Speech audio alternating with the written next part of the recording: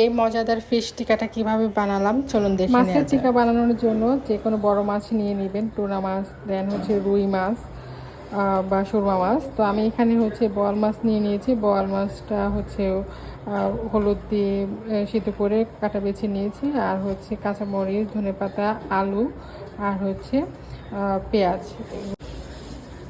মরিচ এগুলো ভালো করে ম্যাশ করে নেওয়ার পর এখন আমি দিয়ে দেব হচ্ছে সামান্য ময়দা,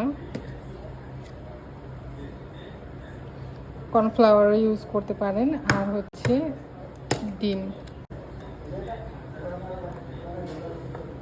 দেব হচ্ছে একটা স্পেশাল মশলা। সবগুলো উপকরণ ভালো করে মিক্সড করে দেন হচ্ছে আমি এগুলো ডুবো তেলে ভেজে নেব। ভালো করে মেখে নিয়েছি, আর আমি হচ্ছে সল্ট ইউজ করিনি, বিকজ আমি যখন মাছটা বয়েল করেছিলাম তখনই লবণ দিয়ে মাছটা বয়েল করেছিলাম। আগে শুধু হচ্ছে আমরা টুনা ফিশের কাবাবটাই করতাম, দেন হচ্ছে এখন দেখি যে বড় যে কোনো মাছ দিয়ে করা যায় আর টেস্টিও হয়। রুই মাছের, দেন হচ্ছে পাঙ্গাস মাছ, বোয়াল মাছ, বড় বড় যে কোনো মাছ, সুরমা মাছ, এগুলো দিয়ে আর কি যদি টিকাটা বানান ভালোই স্বাদ আসে, যদি আপনি সুন্দর করে বানাতে পারেন।